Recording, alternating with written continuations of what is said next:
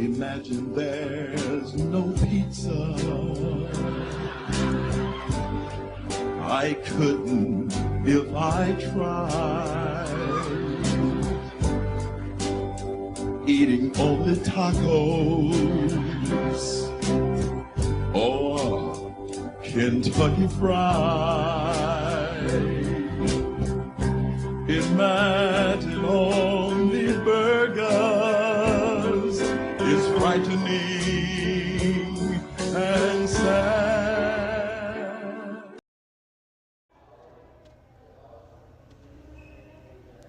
Gerry! Gerry! Just a little bit more, and she's a goner, Timmy. Pull harder. Tabitha? It's Grace from next door. Are you home? Oh, no, not her. No way is Grace Bennett going to stop me now. Pull, Timmy. Tabitha, are you in there? Brilliant, Timmy. She'll never go away if she thinks I'm in here. Timmy, hurry. Listen, if we both die because we lose our battle with Charity, it's on your head. He doesn't want to die. Then shut up and pull. I bet I will never have to do anything like this. Good. I think our sweet little next-door neighbor has gone back to her gingerbread house. Tabitha? Tabitha! Are you all right?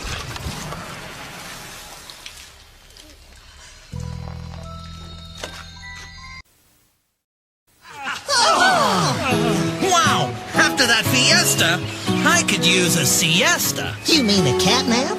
More like a rat nap, muzzle mouth. Then relax, Chucky. Mexico has lots of warm, sunny beaches where your cares can just drift away. Way down here, you need a reason to move.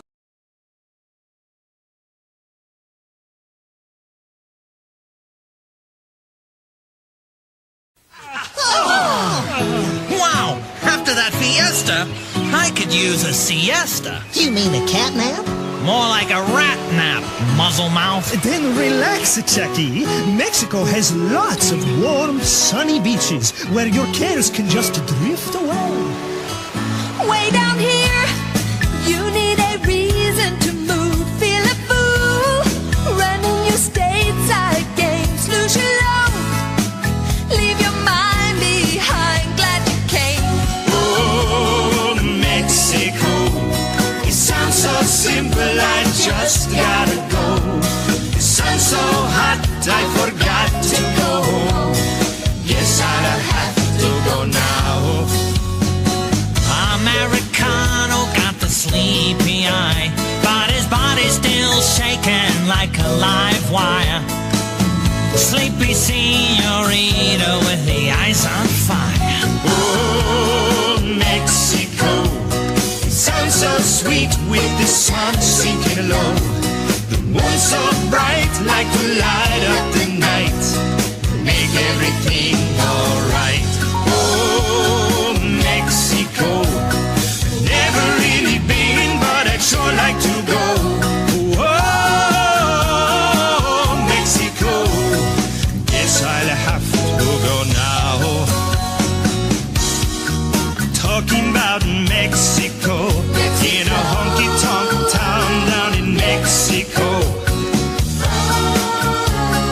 Mexico. I guess I'll have to go now.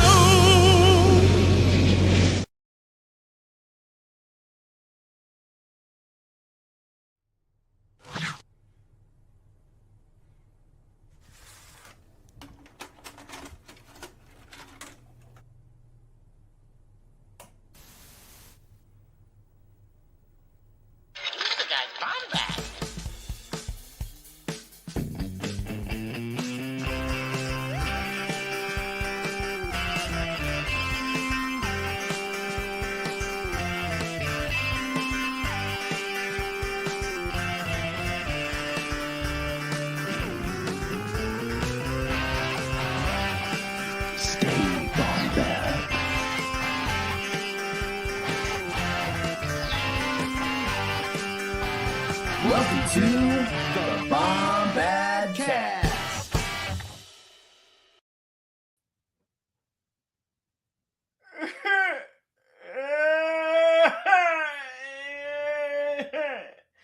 I feel like you're not as bombad as me.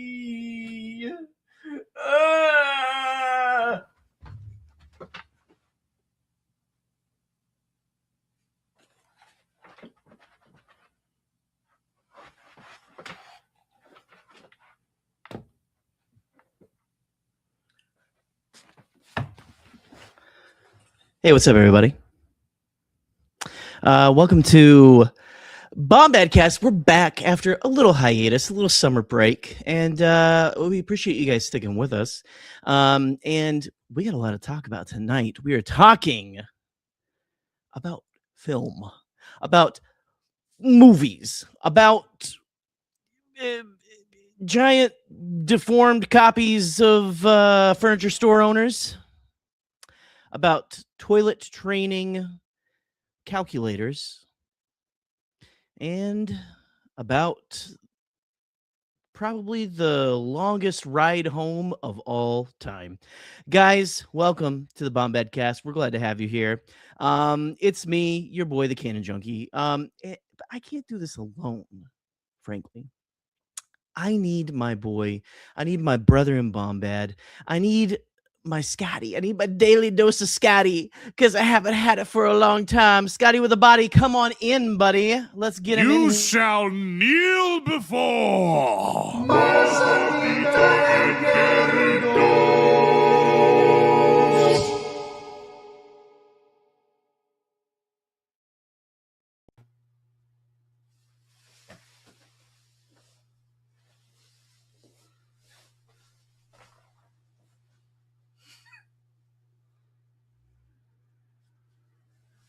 All right. What up, queefs? What's up? We doing okay, G? We vibing? We're vibing. We're vibing. Listen, I finally gave up. I finally just, broke down and cut loose. I got myself a Cutwater tonight. He's in Margaritaville, ladies. Welcome to Margaritaville. It sounds so simple, Connor's just gotta go. The mood's so hot, he can find a hot chick. Guess I'll have to go now. Ooh, talking about runners run around. Real talk, okay? Movie over my shoulder right here. Have you bought it on digital yet? Are you waiting to get it on Blu-ray? Oh, fuck no, I bought it on digital immediately. I'm going to buy it on 4K. I can't. I'm swine. I'm waiting. So I haven't watched it yet. I'm dying to watch it, but I'm not gonna rent it. And I'm just, it's kind of like a cuckoldry thing. I'm waiting, you know what I mean? Yeah, look at this. I haven't seen the movies that aren't about vampires recently, so I will simply say I love you and bounce like a tennis ball with attachment issues. Oh. Bounce on me, Coop. Bounce on me. Bounce on me. Yeah, no, they're pretty good. Pretty good. Real talk, Laser Bolt, love to see you here. Conrathian, Conman JFO, Condor, the Ganja Man, our boy. Glad to have you here. Webhead. Are you seeing Webhead tomorrow? That's kind of why we moved. I can't. I didn't get a ticket for tomorrow, but I have for Friday after work. So Friday after work, he's a Webhead. I'm hoping for because the last really good opening night group experience I've had was the last Spider-Man movie was No Way Home. And that was great. I mean, I was just sitting by all these people high-fiving them whenever Andrew Garfield and Tobey Maguire showed up. It was great. Do you remember the drama that went down that week? No. I'll message you in the private chat. Maybe someone was smart enough to go back to the year 2021 and remember the drama that went down that week. That very week? Oh, man. It was probably that week really because bad. it was December of 2021, and you and I were like, we can't keep doing this. Hold on. It was a Twitter feud. That's all I'll say. I just texted you the private chat. God damn it. Remember this shit? Someone's That's right. And we were like out tangentially involved, and then we cut ties with some of those people very soon. No longer. Pour one out. We did one out for a real clanker. We did one more event, and then we rolled out. Boop. Remember, I'm gonna message Boop. We might have some of them in the chat. What's up, guys? It's good to glad you're no, regardless of all around. That, I am pumped. I am pumped for Spider-Man tomorrow night. Me and my girlfriend and her sister are going, along with my cousin, his wife, and his son Aiden. Nice. He's 9, so he's seeing this is his first Spider-Man movie in theaters. So obviously, very cool. This has been the summer for movies. Let's be real. It kicked off with The Mandalorian and Grogu. We are kind of now past all the big ones. Toy Story, Supergirl, Obsession, Backrooms, Odyssey. We're kind of like in the back half now. There's not as many. Going on. We got some hits, I think. I mean, for Spider-Man, we've already talked, but we haven't talked about Spider-Man yet. But it's not out yet. No, and we may do that next week. Honestly, we Coyote versus Acme getting a lot of good buzz. Oh, another big one. I just messaged Eli and I just messaged y'all what it was. So yeah, maybe everyone else. You got to subscribe to a higher tier of Patreon. You got to go back to December of 2021. We're not going to do anything though. We're not going to tell you what it is. If you subscribe to the highest tier, maybe we'll talk. Yeah. Maybe we'll talk. Yes. Anyway, so we're going to be talking about several movies, and we may even review the home release of The Mandalorian and Grogu, more than likely. I'm just happy to be back. We took a 2-week hiatus. I had little vacations planned here and there. Saw my buddy in Austin. You had family come over. It's just been busy. We went up to Traverse City. Don't really, haven't really ever been up there. Took the kids to a cool little resort and stuff. It was a lot of fun. So no summer movies all too woke. Oh no. Oh no. Who's this guy? Summer movies are canceled. He will remember the drama leading up to Spider-Man No Way Home, December of 2021. My Clanker, No Way Home. No Way Home, Clanker. Trivia Clanker was the same month too, by the way, mind you. What a great time of year, man. What a great time that was. Anyway, I'm excited. We're going to start off with our favorite film. Not our favorite film. I can't even say that. My favorite animated movie of the last couple of years, and that is Toy Story 5. In terms of seeing it, I was hyped for it. I remember seeing Toy Story 4 in theaters in 2019. I had just started teaching, and I went with our summer camp group with where I work. And I was emotional, crying. And the girl next to me was like, "Why are you crying, Mr. Jar?" I'm like, "Don't worry about it."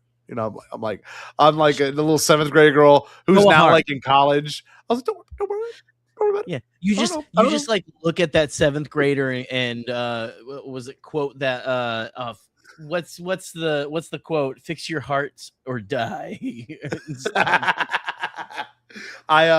I did, and I cried next to her, and her name was Sarah. Never forget, Sarah's a good kid.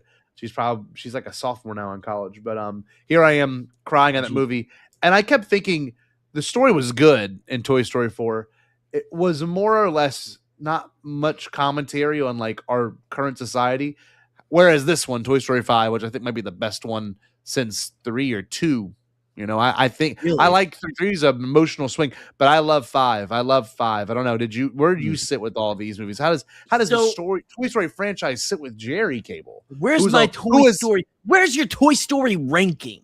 You were 8 when the first one came out too. You're a great age in 95 when the first one 1995. Yeah. First computer animated film, full feature length. I remember reading about it in Disney Adventures magazine that you could get in any checkout lane in any Walmart in the country, which was a fun magazine. But I would. Happy birthday, Nathan. Sorry, by the way. Happy birthday, Nathan. Oh, happy birthday, Nathan. Hey, Bombad. Thank you for joining us tonight. Happy birthday. Glad you're here spending it with us. I would put Toy Story 3 is probably my favorite, just because of the, like you said, the emotional stuff, Yeah. Then I'd probably say 1, 2, 4, and then 5 is all the way at the end. I love it. I thought it was great. I think it's the bottom of this very exquisite barrel. Oh my God. Talk about. Yeah. For me, it was the message. They're all good movies. I agree. They're amazing movies. That's the point. You know, they never miss. I deeply enjoyed the message of this film in particular about too much technology and what it looks like whenever, you know, kids don't grow up with their imagination being utilized. And I felt for Bonnie, like literally so hard when she went to the this is all spoilers, by the way, for those that have not seen it.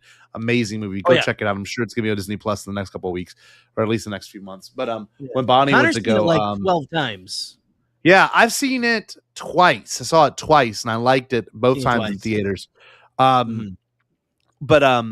yeah, no, there's so many things that I relate to, like when Bonnie goes to the sleepover and like none of the girls want to play with the toys, and we're like, what are we gonna do?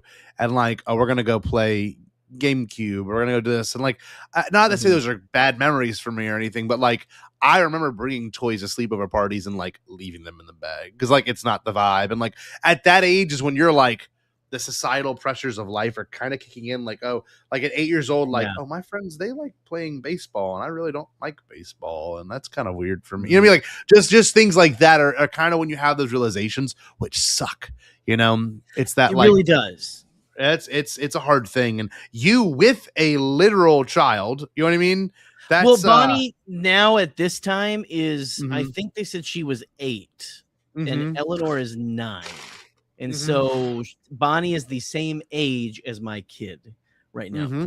And so seeing that, and she's not between the two houses that she's in, there's not like a lot of like, she's not on a lot of like tablets or anything like that. And again, I've got one here that she can play some games on occasionally if she wants to, but like she hardly ever touches it. She's more of an old school kid, you know. But I'll tell you, as a parent, that's the part that pulled at me the most, that pulled at my heart, was the moment when those girls start making fun of her, and just like the feelings that like when her mom like sees her in the back seat and stuff, and I mean even, and again, we're getting ahead of everything here, but you know, we think that this is the villain of the story, but she sees what she's done. And is like, I got to throw myself away to save this kid, which is just such, it was, I don't know. It was a very, I loved that there wasn't necessarily a villain. It was just kind of about, it was about growing up. It was about finding that friend who's going to be your best friend. And look, it's not saying technology is inherently bad. It's just saying limit your use of it. You know, I mean, the only reason imagination is better than that. Yes, always. Yes. Always. The only reason these two girls ended up finding themselves, you know, Bonnie and I forget the young lady's name that ends up helping Jesse and Bullseye, but the only reason they find themselves is because of these devices. So and also, yes, Bonnie is an only child, right? So it's kind of like, that's it. Right. Interacting with kids around her age, and the dance team. Those are bitches, by the way. Those little 8-year-old assholes. Those kids sucked, man. So mad. Like those kids pissed me off. Yeah. But it was so cool to see them play with a few things and storytelling that they haven't had a chance to play with yet. And obviously the multiple buzz thing is great. Love that whole subplot. That was a fun thing. The whole them getting to the mainland was really fun. That I started just cracking up when they started building a raft. Yes. You know, which is like, that's makes sense, but it's insane. It's insane. I love the one word vocabulary too that they all kind of had. You know, they're like looking at each other kind of like apes. You know, they kind of have the 2001 thing. There was a little bit of 2001 there for sure. I felt that. I definitely felt that. Them sitting on the fire, like all like 70 of them, like all just looking at the fire. Like this is so wild. I love that. I love those beats of it. Obviously, well, I love the whole thing about shipping containers, how we lose a lot of that stuff. You know, that's true. A lot about our world anyway and stuff too. It was just an interesting. You wouldn't have thought they would go to that place, but you know, wasn't that a scrap storyline too from one of the other movies? If I'm not mistaken, I think that was something that had been pitched a long time. Yeah, like the toys crash on a or some toys crash on an island because of a shipping container. But that kind of funny. The first movie we were talking about kind of bookends the last one we were talking about with like the desire to go home. You know, but I watched that movie. You know, I was excited. The character I was most excited for, obviously, going into. Oh, I think my mouse just died. I was going to get the graphic pulled up of Conan O'Brien's character, the potty training. Well, I was gonna say. I know me and you both would be excited to talk about this character. God, I was dying. Amazing introduction. So good. Amazing like follow through. I thought it would be too Conan sounding, and someone that listens to podcasts and everything, like I was like, dude, he was not doing any voice. He was just being himself that whole movie, and like clearly some improv, you know. He said it was like a whole 8-hour day of recording. I'm like, how amazing is that? Because like he didn't have that many emotionally big lines, but like there were some parts that were like, you know, like, damn, I didn't know he could go there like in a kid's movie, you know? Right. What was his name? Smarty Pants. Smarty Pants was that just like, so they gave him the reins to just do child potty humor, which if you listen to any of his podcasts, you know, is his favorite thing. And so, I mean, the man was going off. It was crazy. It was good. So I'm trying to remember, like, there's so many like just memorable moments from him, but I almost every line I cracked up. Like I love whenever he saw his kid come out of the bathroom on her own. He goes, "She did it without me." That was a good one. I love the fact that they all had to pair together to work together. The camera, the little fake GPS, whatever that was, and then Smarty Pants. They were all connected to the internet. That was really cool. Yeah, I love that. And like those little VTech toys from like the 2010. You know, they're like Leapfrog VTech. Yeah, man. I also really felt the Jesse storyline, and you know, not to bring the energy down in a negative. It's not negative at all, but like, you know, I watched that and it was like, man, that was the emotional part. The fact that the doll, you know, and this is full spoilers, by the way. Here's a good one. Eli can bring this. We're gonna bring this movie up in a minute. But yeah, Supergirl, very fun. I enjoyed that a lot. Yeah. I had a lot of fun with that. But yeah, we'll talk in a second. I love the Jesse storyline of like the Jesse's the one woman who owned Jesse named her daughter after her in the 90s. That was clearly the 90s with the little that was emotional. Yes, yeah, they had the little hair tie with the beads on the end. Yes. Those, you know, so cool. It was all stuff that was around my house when I was a kid. So there was a tape cassette in there as well. That was such a good moment. It was like, Jesse. It's like, how would that be here? And they dig it up, and the horse digs it up, and then they open it up, and it's all these artifacts of this girl's life that, like, you know, no, she left you by accident. Like, the whole idea was my owner left me, and I never got the closure from that. But like, never the case. Your owner still thought about you. In fact, thought about you so much, named her first daughter after you, and that was like, that hit me. That was such an insane hit. That was a big emotional swing. That was brutal. I was sitting next to Eric Cotterman, my girlfriend on the other side, and Eric Cotterman's girlfriend as well to his right, and like I was crying. And it didn't hit him that hard, but it hit all the other three of us, just crying our eyes out. That shit was awesome. And I love the unity of the movie. The movie felt very unified. You know what I mean? If that makes sense. Like, Right. like it felt like, Buzz coming back, Woody coming back. Thank you, George, Jorge. Love to see you back, thank buddy. you. Been a while. It has been a minute, bud. But yeah, Connor, in the chat, if you don't mind, I don't know if you're still hanging out with us. What was one of your favorite moments from that movie, man? Because I can't wait to watch it again. I actually haven't watched Toy Story 4 since it was on Disney Plus, or since it launched on Disney Plus all those years ago. Exactly. I haven't tried to get Eleanor to rewatch the first 4 before it came out, and she just like she's really. like, no. I watched one. I watched one in theaters a few months back. There was other stuff we had to watch, dude. So one in theaters is amazing. I saw that in I think it was like November of 2025 because they had the 30th anniversary screening of it. Man, that was that shit was awesome. But yeah, I love that franchise. I love the Disney World section of it.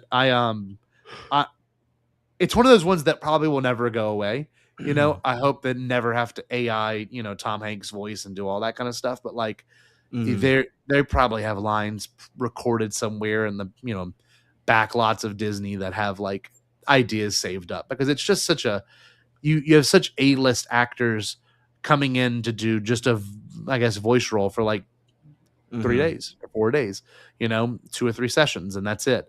I want those movies to live on.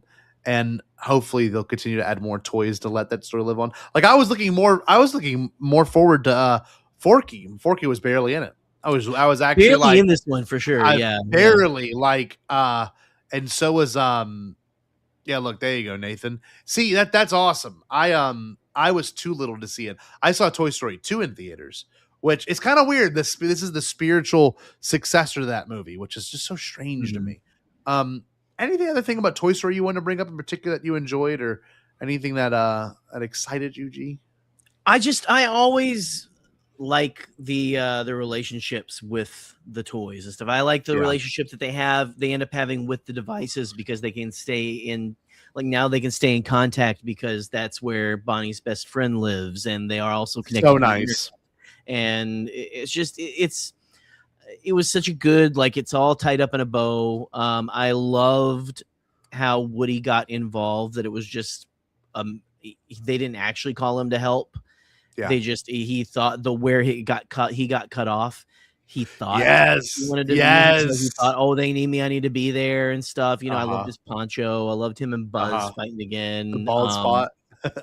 Yeah, the bald spot was it was fun because it's just like the rubbed off paint. So it was a lot of fun. Also, I really liked all the horses and stuff. I liked that Buzz got that was great. The pretty horse, Yes. I also go ahead. No, you go ahead, buddy. Well, all I was gonna say is just that also that the girl who Bonnie becomes friends with is a little bit of an older girl. I think she's like maybe 10 or 11 or something. I think she's around there and stuff. But to have like those girls who are Bonnie's, like probably around 8, being like, we don't play with toys, and then to have that girl just immediately be like, oh, I want to play with these toys right now. Yes. A magical moment, because you're kind of thinking that because kids these days do feel like they grow up a little too fast. Yeah. Because of technology, I feel. Yeah. I mean, this is Unk Corner or whatever the fuck. Unk. But it does feel like, and so like because Ellie is 9 and she's still like into a lot of kid stuff. There's like kids that are 9 that are like probably won't even watch cartoons anymore. Because they're too busy watching Love Island with their parents, which is weird. That's the one bad thing that millennials have done, is like made their kids grow up too fast. Made that normal, yeah. Yeah, just like let them have all that too early and stuff. But just to have that she had the freedom to choose, like, she seemed very much older, but she was like, oh, I still have this imagination. I still want to play with this stuff. Yeah. Also, I love the story she came up with, the spy story. Oh, yeah. So great. Has Conan's hair and everything that. I love that in those sequences, they can now play with animation, where I feel like personally Pixar wouldn't have done that even in 2019. I don't think they would have played with like they did in Toy Story 3 where they did like a 3D version of whatever Andy was doing as a kid. You know, in the beginning of Toy Story 3 where they're like the train tracks and all that same stuff. Like I just know that now you can kind of expand on what can be done in this format, right? And like there was those cool 2D moments, which were really cool. The little wedding massacre at the end as well was so cool. I do love two things I want to bring up. I do love how by the end of it, they are balancing tech with, I guess, imagination. Like they were able to have the Roomba be a part of the thing, which was hilarious. They were also able to have the Leapfrog iPad be able to be like LilyPad to be able to be like taking photos and videos of the full thing, and they can go back and edit it and watch it. Like that is what it's meant for. You know what I mean? But I do love that they kind of tapped into the social problem of it all. Like it's that was crazy because it's so real. It was the frogs jumping from thing to thing, and the little girl's just like, and we've all caught ourselves doing drone ass shit. And the other one's the one where my kid is always telling me like me and she's like, all of you guys are always on your phone. Me and her mom and stepdad and stuff. It's just like it's, they notice. Well, it's that, and if they don't have theirs like buried in their nose buried in something, they notice that you have yours. So it's the most brilliant part of the writing to me was whenever the toys are running through the city and like no one sees them, or when the toys are running through the houses Ferris Bueller style and no one is seeing them, because that's real shit. Yeah.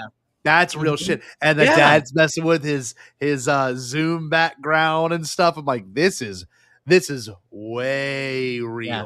Like when they're up on the roof and they look in all the windows and like you said, everyone has like a screen on or something. Well, look at us right now, right? And look at everyone in the viewer. Like nothing against this. This is our entertainment problem. Yeah, we're part of the problem, right? We should be. Hi, it's me. I'm the problem. It's me. As my girl Swift says. Also, great song. That Taylor Swift credit song. Yeah, I didn't even do that on purpose. Great segue. Wow, dude, that was a great song. And shout out to Jared and Taylor, because I know that movie was going to mean a lot to Taylor as it came out, and the fact that it was Taylor Swift, I know that was hard for our boy Jared. But man, all I can say to you was I loved the whole energy of that movie. I left feeling kind of refreshed, you know what I mean? And allowed dialogue too. I saw my cousin's son Aiden, and we just talked about, like the whole movie is like, oh, all the phone stuff's so weird, and I don't know. I loved it. And we got 4 more movies to cover. So we're gonna do a giant I guess you could say switch in terms of tone. I believe the next movie I messaged you about was Minions and Monsters. We're gonna talk Minions and Monsters. Still haven't seen it. Hello, Banana. I haven't seen it. Did you end up seeing it or I haven't either. My kid is not a Minion fan, which again, my kid just keeps swishing. It's just like from downtown, she keeps swishing these personality traits, I might catch it. We might catch it when it comes on streaming or something, because I like Trey Parker, because I'm a millennial and I like South Park. Yeah. I want to see the George Lucas cameo. I've kind of seen it, but I want to see it in the context of everything. Yeah. I'm interested because it is like Hollywood and stuff, but like Minions, outside of the Despicable Me movies are kind of the only like Illumination things besides like Mario. Yeah. That I'm like, all right. I get it. They're entertaining. I get why George likes it too. I get why he was like, really.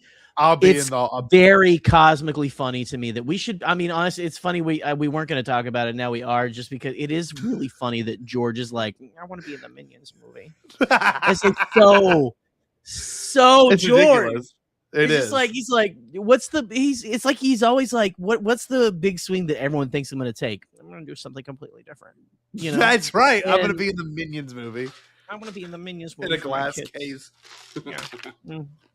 Anyway, you go see Minions and Monsters. Everyone's afraid. One of my coworkers was like, "Yeah, I was gonna take my kid, but I think it's like promoting like witchcraft and stuff." The occult. And I was like, What is up we with summon those baby? takes? We summon baby Cthulhu. Yeah, we're good. Yeah, I don't understand. A lot of things Lovecraft babies that challenges me. Does that make sense? I feel challenged by that. Like, I feel like I need to go see it now because people are like, I know. See, that's satanic. Woke is a mind virus. I've got Trump derangement syndrome, and makes me want to go see the Minions movie. What the hell? I love this.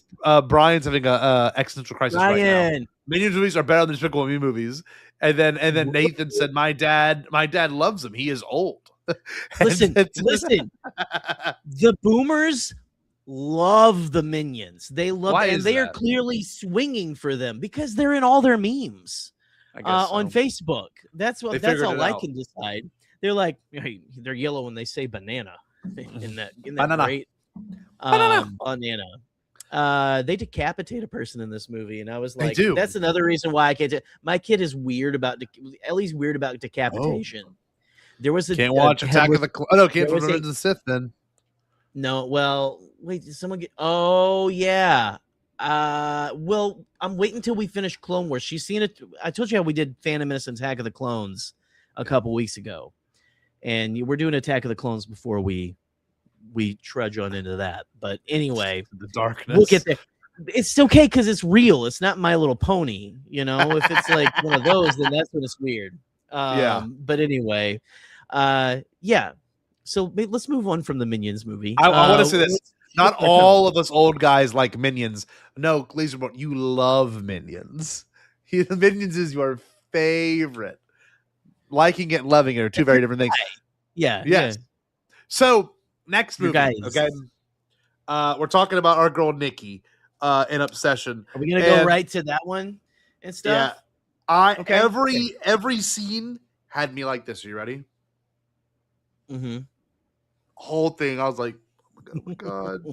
Like I was sitting with Larissa next to me, and I was like, yeah. Like, this is making me so anxious. Honestly, God, you saw it, right?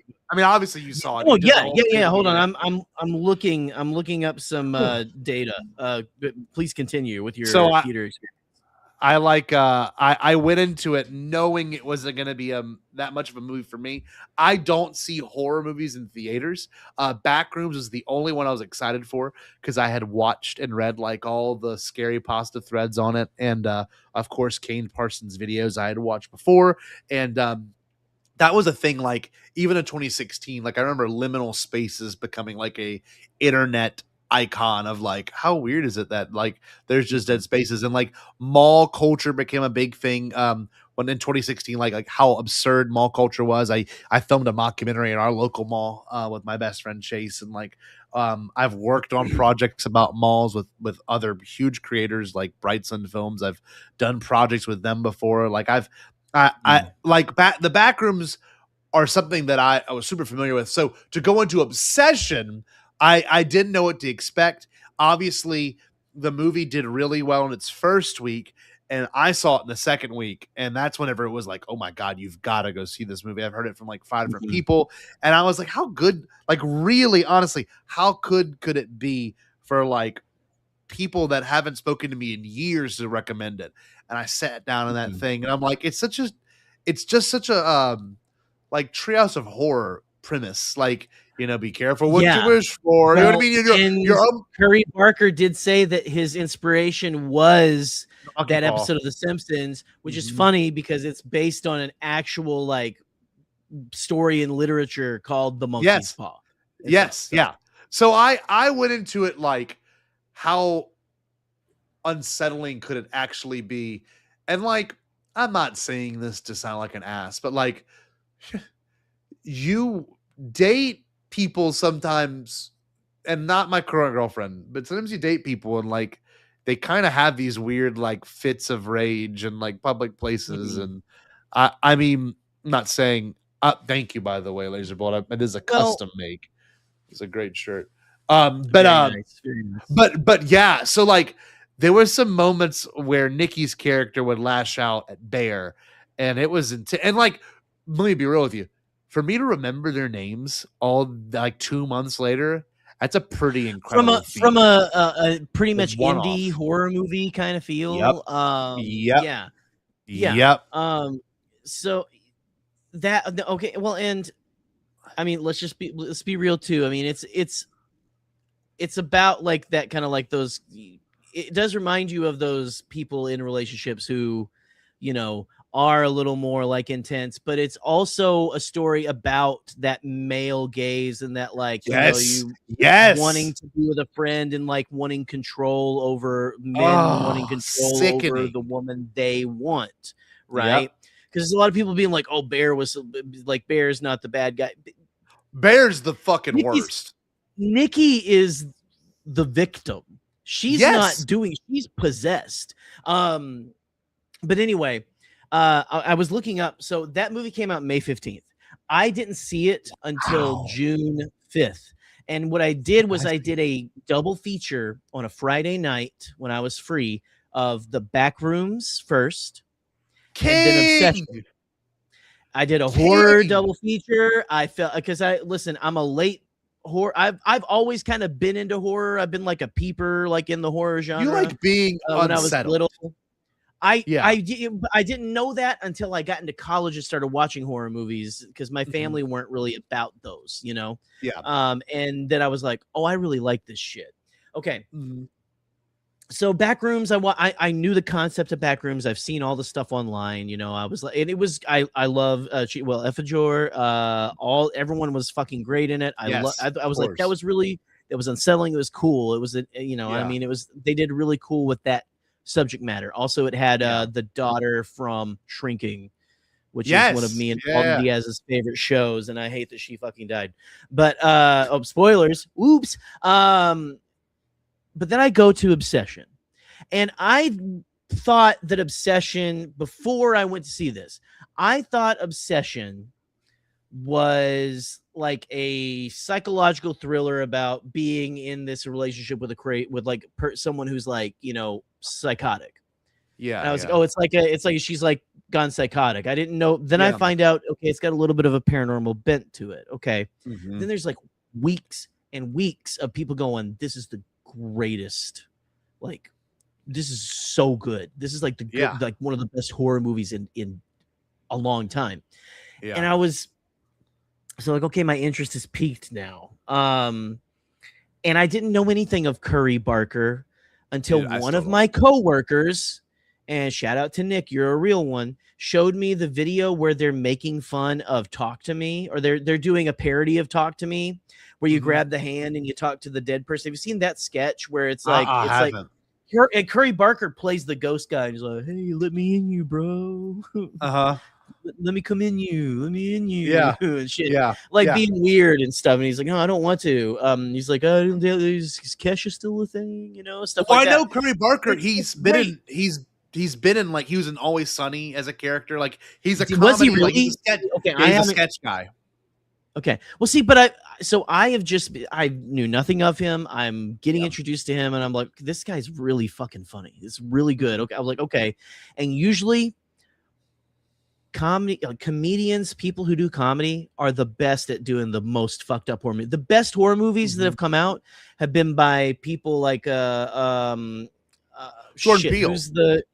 Jordan Peele was like the first like real breakout I feel like comedy like horror person of the new era. Then you have who did Weapons and Barbarian? It's one of the guys from Whitest Kids You Know.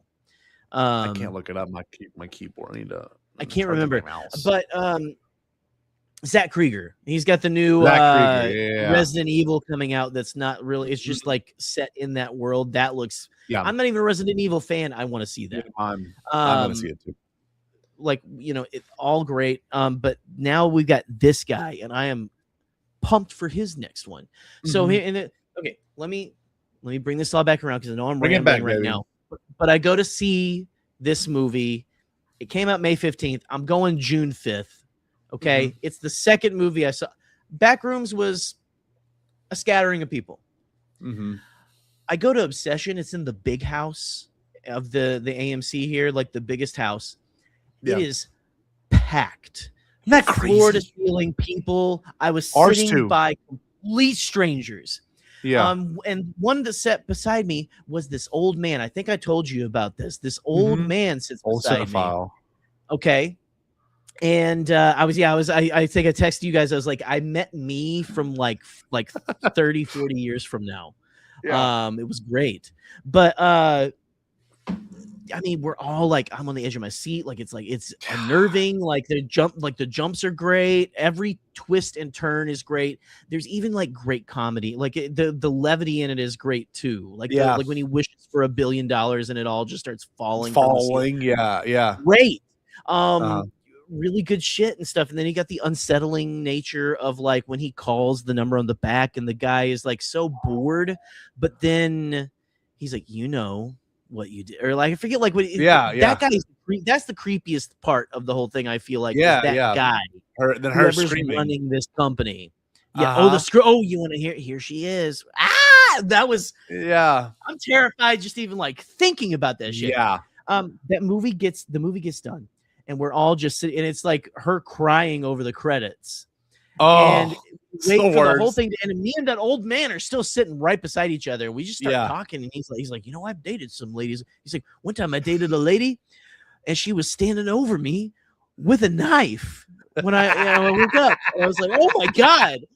Oh yeah, that poor cat. We'll talk about that in a sec, I guess. That was insane. But but then he's like he was an old cinephile. He's a part of like he was in town for business or whatever the hell, and like he's like a part of. He said, "I'm a part of a cinema club," and I'm like, I want to. That's what I want to do when I'm your age. Yeah, I want to join. I was like, can I join with you guys? I want to talk about movies with old people. That'd be great.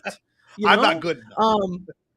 I'm not yet. Yeah. I'm not gonna. But anyway, it was a great thing. It was a great experience. I was gonna say, I said the Spider-Man, that might be the next best theater experience I've had since No Way Home. Wow, it was the old man. It was just such a just like all that, the energy you can feel when the communal experience hits. It hits like crack. You know. So whenever I was seeing it. I mean, the whole time I'm like, I'm doing this. I'm covering my ears sometimes. I'm like, come on up. And like, anytime she did some out of pocket shit, like the corner, and you just see like, dude, she was in the corner. Like when I was reenacting over here, when she's over there, they said they just did like the uncanny valley makeup. Have you seen the girls on TikTok doing that to their boyfriends I'm watching it and I go terrified. Literally, the guy next to me, like, oh, fuck that. Like I'm like. Fuck that! Like I'm out, and like I'm that, out. like that loud. I was like, and they're like, love me like I do. And I was like, dude, the voice was distorted and everything. Oh, I look at the guy says, "No, fuck this." I'm like, rubbing my eyes. I'm like, dude, fuck this movie. And like the whole car ride home, it was a 30-minute ride home, and I couldn't stop. I was like, I don't know how I feel about that movie. I loved it. I would see it again. I'm afraid to watch it again. I know. I but can't watch that at home. I have to watch it at someone else's house. Because, like, I mean, like, it's just so freaking freaky. Okay, we'll do that. But, like, I'm telling you, I watched that movie. And, I mean, it's true. I mean, the whole thing is so real of, like, you know, if someone, what was his exact wish? It was like, I wish she would. I wish she was in love with me forever or something, or. It was I forget the exact wish. Like we're great at this, guys. Go ahead and put it in the chat if you know. But it is like I wish that Nikki loved me more than anyone in the world. That's what it is. Noah. Shush. Don't give us any spoilers. We're gonna review it next week, so that's our plans. We're gonna review Spider-Man next week. So Noah, if you want to, just shoot me a little text that just says, you know, your thoughts. I just want to hear your thoughts personally. Well, tell us. You can tell us here too. Did you like it or did you not like it? He said he can't. He said he can't recommend it enough. That's pretty good. Oh, he does say that. So that's a pretty good. It's a glowing. Ooh, Woodsy, preach! This is one of. It's going to be one of those movies. Ooh, hell yeah! It's going to be one of those movies because it's like. And you know what's weird? They only have like 2 sex scenes in it, and it's like the movie isn't all that sexual, which they're is nice. uncomfortable. It could have. They they feel are bad. Yes, but it could have been. That could have been the whole movie. Honestly, I thought the whole movie was going to be way more about like kink and like how like what it means to love someone and like the parts that made me so uncomfortable. Obviously, the part where she's smashing the bottle in her head, you know, at the party, and you know, you got to kiss the person to your left, and she gets up and drags the girl's chair, and then she sits. She's like, yeah. I was like, oh my god! I've been seeing people's analysis of it since it came out. I need to rewatch it and stuff. But like they're talking about like how you see how she dresses like very cool, very like her style at the beginning, but she slowly gets more skimpy and kind of what Bear's ideal is throughout. That it's just like and God, whenever he's like sneaking out and the real Nikki is trying to talk to him, dude, like, please just kill me. Yes. I was so, and let's fucking talk about the cat. The cat, like at the beginning, like I'm still trying to figure out what this is. The cat dies at the beginning, and then he buries it. But then, like, bro, when he opens up that sandwich and shit, and takes a fucking bite, and then reads the note, and then reads the note. Not me. Oh my god! Fucking awful, dude. That cat did not deserve that. That Woodsy, you're correct. That part too, where like he throws up and she's like, "What's wrong? What's wrong?" It's like, "Oh, nothing wrong." I'm like, "Gee, like."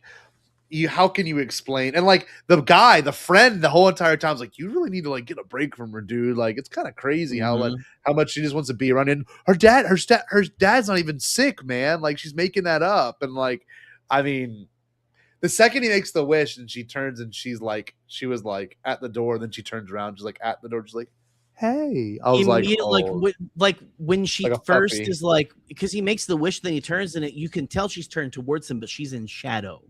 Yes. And that was just so menacing already. Oh, God. Just like, and she stands there for a while before she comes out to the car. I'm so and so I don't know if how much have you heard about his next film that's I think coming out maybe next year. Well, he's already working before we go to his next film, I just want to say how I love how the movie ended with Bear taking the pills the cat died on, and she wishes that Bear would be as obsessed with him as she is, you know, with him. And like he comes out and then like his mouth starts to foam and then he dies. Then once he dies, the spell is broken and she is left in the carnage of all those deaths. Surrounded in death. Like everyone died. Like, you know, the girl that he was looking after died. Like, you know, his friend that died. Like all these people. And she's the one that deals with the wake of it because he's too much of a bitch and he has to kill himself. Like it's amazing. Well, but that's the whole thing is like apparently that was the only way to release her. Yeah. Also to kill himself, which is crazy. This is the other thing too, is it's a commentary on like men getting their heart broken and like not being able to accept it. And like, if she would have said I was yes, like screaming at him whenever in the like internally in the car when he like bitches out about like not like he just like completely like wimps out of he's the worst telling her how he feels. It's like just try it, man. Have the conversation. I've had those conversations before. Like just do it, you know. And it's and then he just now does he know that he's going to do that? No, but then he does like very little to change it. God, throughout the film. Bear sucked. Bear was the fucking worst. Okay, so tell me about this next movie that the guy's working on. I actually don't know anything about it. Okay, so apparently his next one is called Anything But Ghosts, and it is about it's got who played Jesse Pinkman? No way. It's got Aaron Paul. Aaron Paul's in it. No I forget who else. Way. but it's about two fake paranormal investigators who con people who run into an actual like supernatural threat. No and he way. says it's like the way that someone else described. I think it was the guy who played the friend was in an interview, and he said it's kind of like if, or maybe it was Curry Barker. It's imagine if Key and Peele walked into Hereditary, is what he says. What it is going to be like. So it's going to be like maybe horror comedy, but like very like fucked up horror. And he also said it will be connected. It's in the same world as Obsession, that you're going to see actually a story about how Nikki has gone to jail for the murder of all these people. And everything. I did not know he was going to be in this. It's what? Yeah, Bryce Dallas Howard. So what he's doing like a connected universe, but I don't think it's going to be like you have to see these things to like. It's just going to be like it's going to give you an Easter egg if you have seen his other film. Well, look, the other cool thing I'm about excited Obsession, for that. Just the premise that sounds alone. amazing.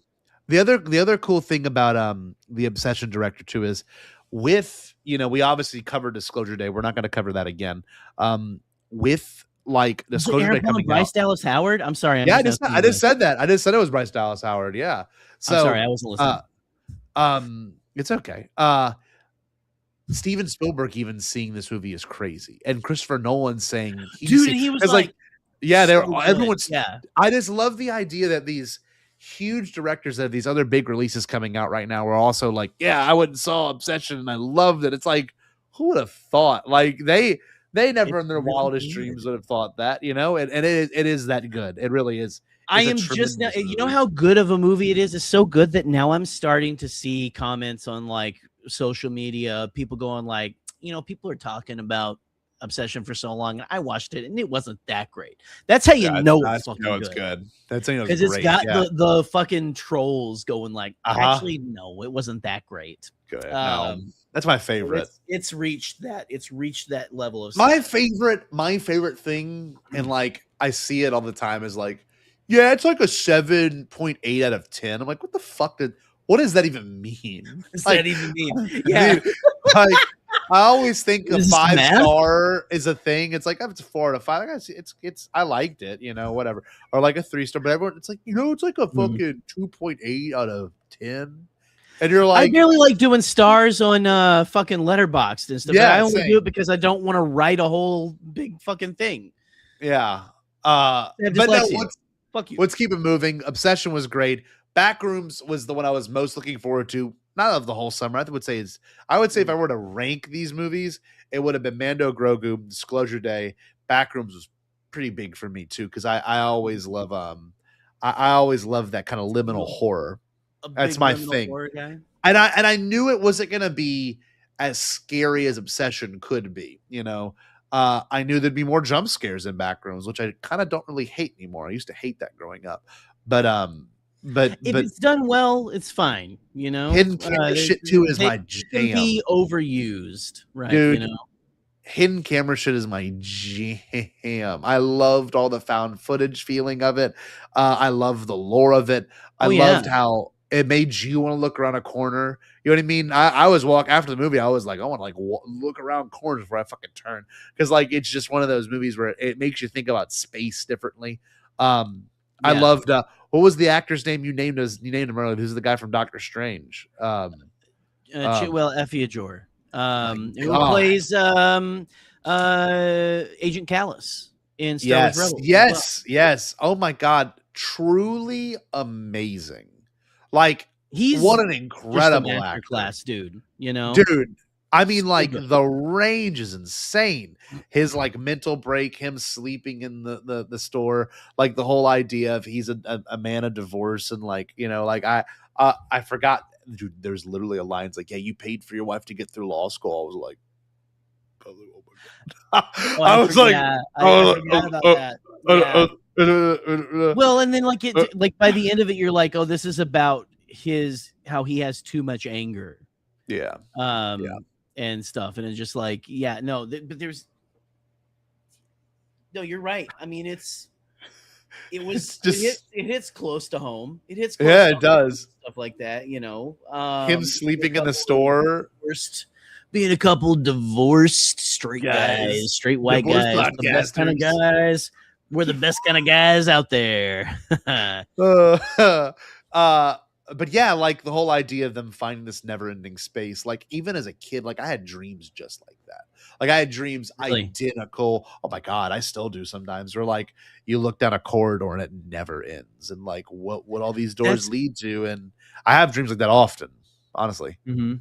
they're not I've scary. experienced Sometimes. that. Right.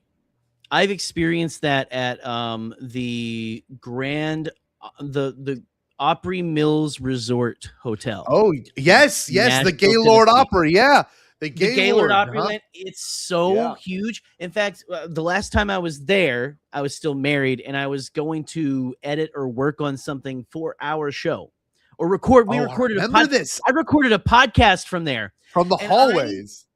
I went through the fucking back rooms to find a hallway in a convention center that was just like there was no one for fucking miles. It felt that's crazy. And at the time, I wasn't aware of all that, but ever since I've started to see that, I'm like, oh, that's the Opry Mills Resort, pretty much. Is what that is. Is what it looks it's like to me. any interior space now that feels empty. It's like automatically people would say, "Oh, Backrooms vibes," you know. Like I've been in malls that have been emptied out. I've been in malls that have been destroyed, and like I've walked through like the dilapidated places of like New Orleans, and like you just looking around, you're like, wow, like there's such a weird energy here, and like it has no, it might not even have an energy of all the people who have come through there, the happiness, the sadness, the trauma, the joy, the elation, all the shit. Yeah, it leaves. I don't know. I'm not very spiritual these days,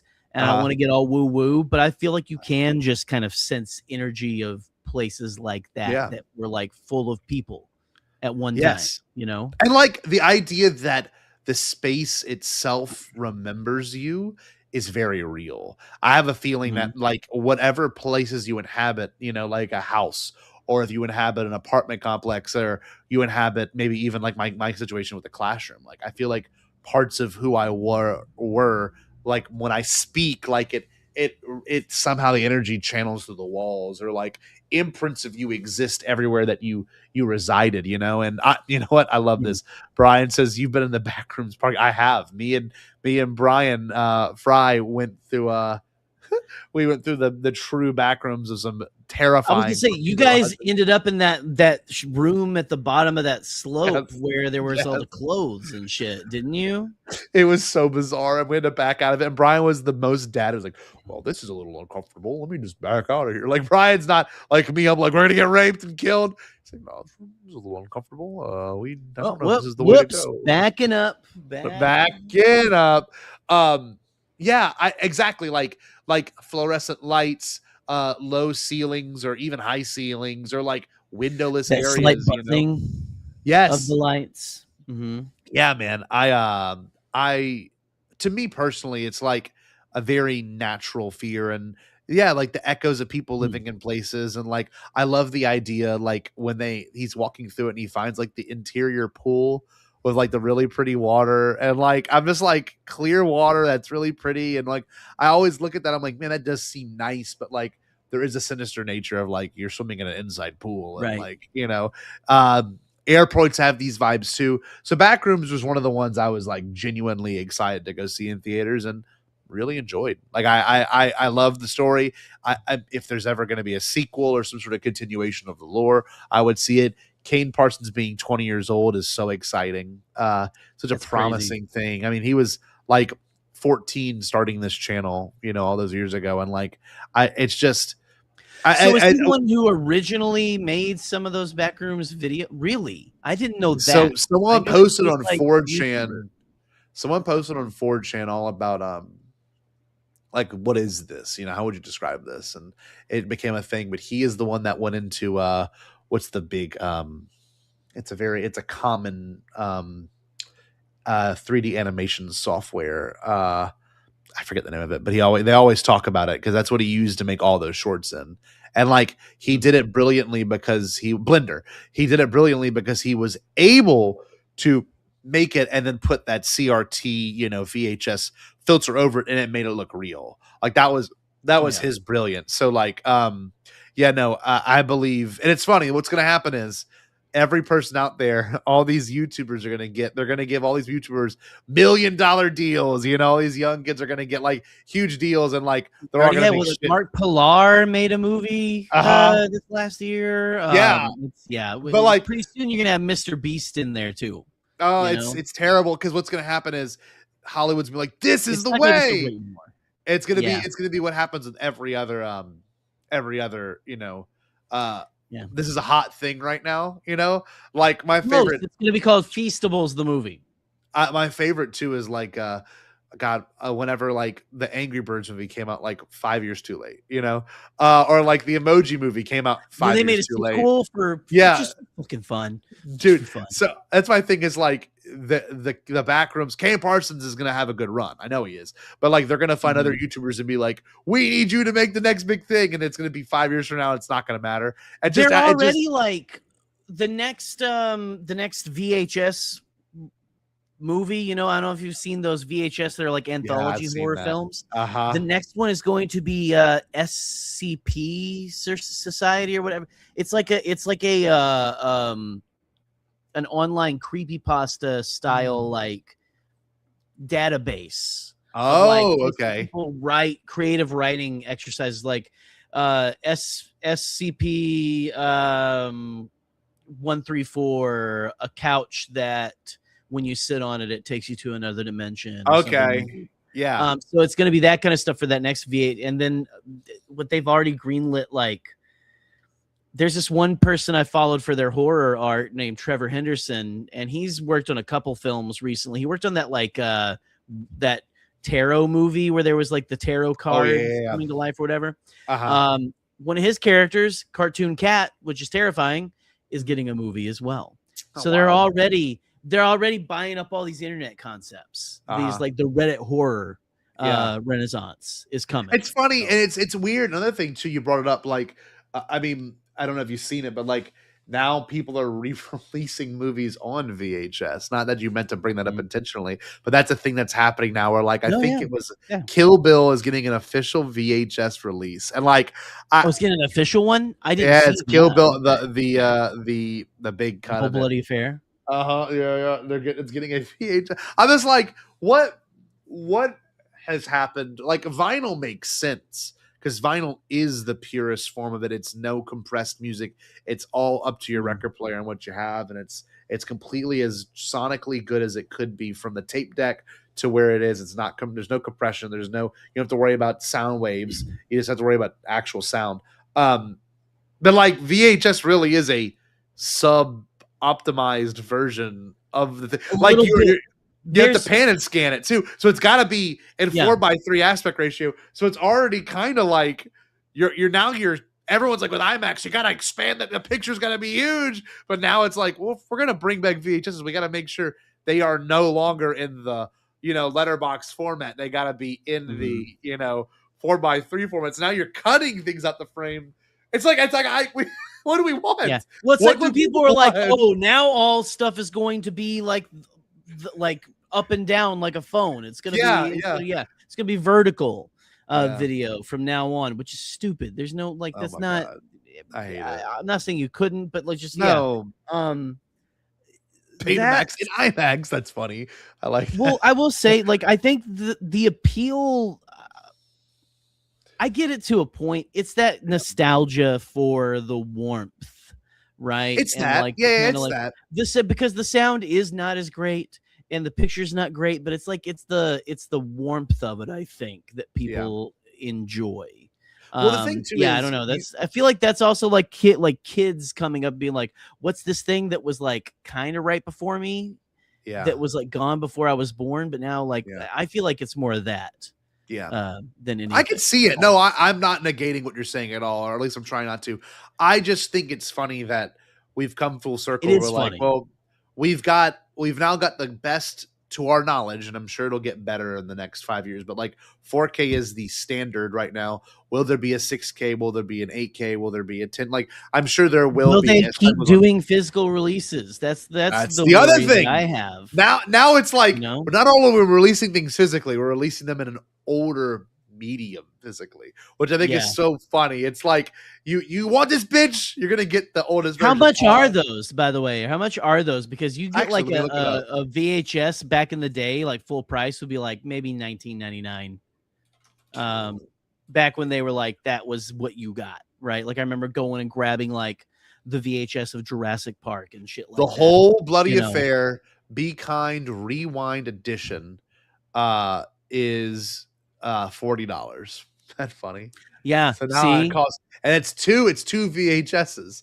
So you're essentially buying Kill Bill Volume 1 and 2. I guess that does make sense because that's $20 per movie, which is better than nothing these days. No, I agree. Yeah.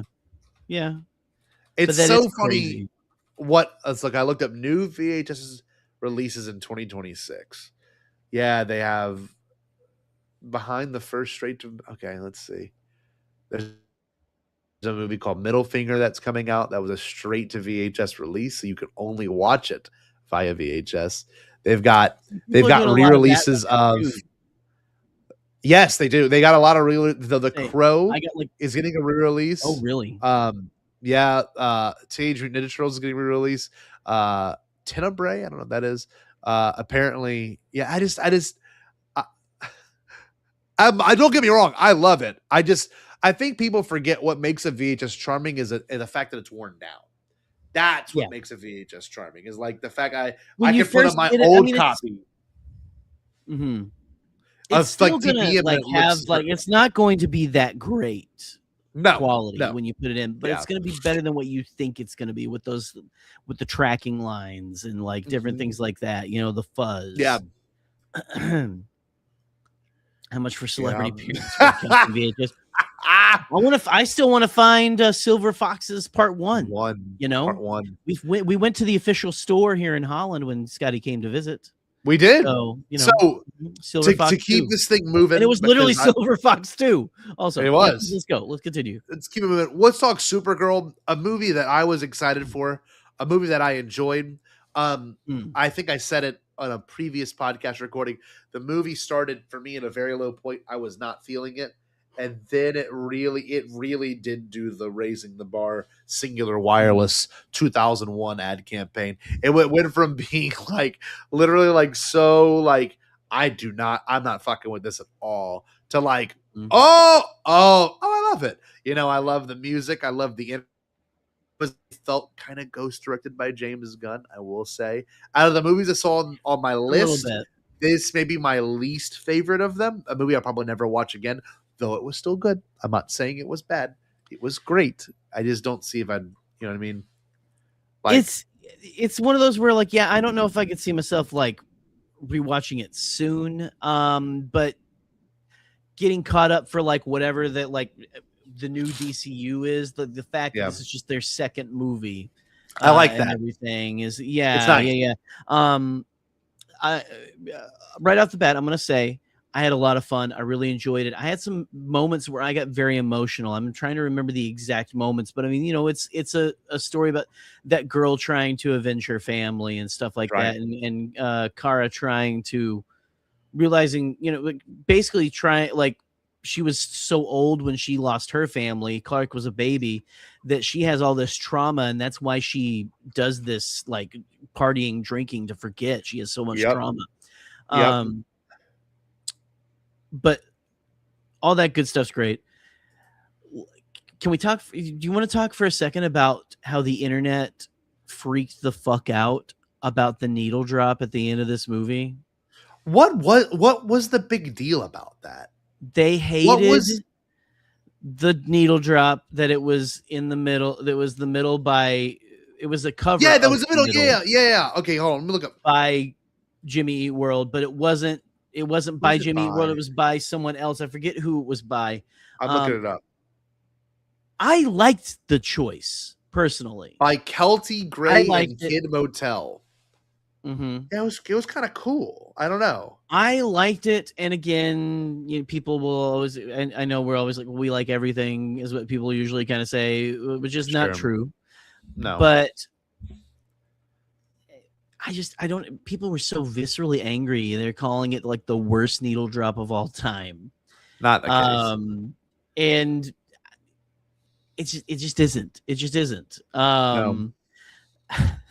Thank you, Laser Bolt. $5 goes towards the search for. Hey, look, Part 1. I can't find. It's one called Richard Simmons and the Silver Foxes. So that's a thing that I cannot find part one in my life. My mom had like 1 or 2 Richard Simmons VHSs that she would work out to. She loved that shit. Supergirl. Hold on. Woodsy. Oh, look at this man. Supergirl. You're gonna have to right. That's right. Like King. 4.13 billion of them. Woodsy, my woke king. I love my you, king. That's good shit. True. He's just trying to get a girlfriend. But yeah, but no. But back to, okay, so fuck the internet. They're just trying to get views and clicks and bullshit like that. Look, I thought Millie Adcock was great. I thought she was great. I thought the needle drop was great. I liked my favorite character was Jason Momoa of Beetlejuice. That shit was amazing. He was probably the best Beetlejuice we've had in a while. He was just I'm Beetlejuice. I was like not super. It was Beetlejuice straight up. It was just Beetlejuice. I think that is like that character to a point. Like if I remember, he's like, "What's up, babe? How's it going, babe?" What did Beetlejuice have? Zagnut. You know, Zagnut bar. That's like Zagnut. Yeah. Hey, honey. It's just, I mean, now I want to watch Beetlejuice again. Oh, we're probably getting a Beetlejuice 3. Beetlejuice. Did you like the second Beetlejuice? I'm sorry. Now you got me on this. Did you like? I thought it was fun. I like the first second one's better. And the third one. I like the third one with Jason Momoa. That's all. This is the third one. This is just Beetlejuice. He was, and I enjoyed that. But I was like, this is a type of character. It's not, and Beetlejuice is like the first. It is a type of character. It's like, I'm a big man's man, but I'm also kind of funny. I'm like tough and I kill people, but I'm also like really funny. You know, babe. Hey, babe. What I'm saying, babe. No, I mean, babe. Yeah, the whole. I liked her relationship with him and stuff, you know. He's like, "You're that bimbo from the bar." Is like, this is exactly what I was thinking. He's like, touche. I like the energy of that too. I like the crux of the story about the little girl wanting vendetta, but it wouldn't heal her, and like obviously Supergirl, having the trauma of everything that happened on Krypton, and like the fact that Clark gets launched out and doesn't have to deal with the trauma, but Supergirl has to deal with it. She's the one that feels the weight of the world. She stayed, you know, she watched her people die from slow poisoning. You know, I love that shit, and like it was cool to see it. It was cool to actually see the downfall of Krypton. You know, like we've always seen it get blown up, and you know, in this iteration. Yeah, in this iteration, we have Clark's parents being assholes, right? Being like these like people who are wanting him to go take over this planet and spread his seed to all his concubines and shit. Yeah. And here you have Kara's parents who are related to them, who were like, we aren't like them.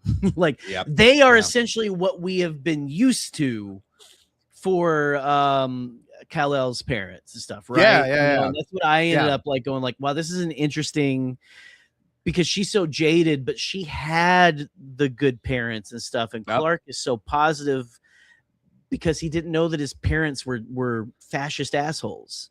Yes, you know, isn't that crazy.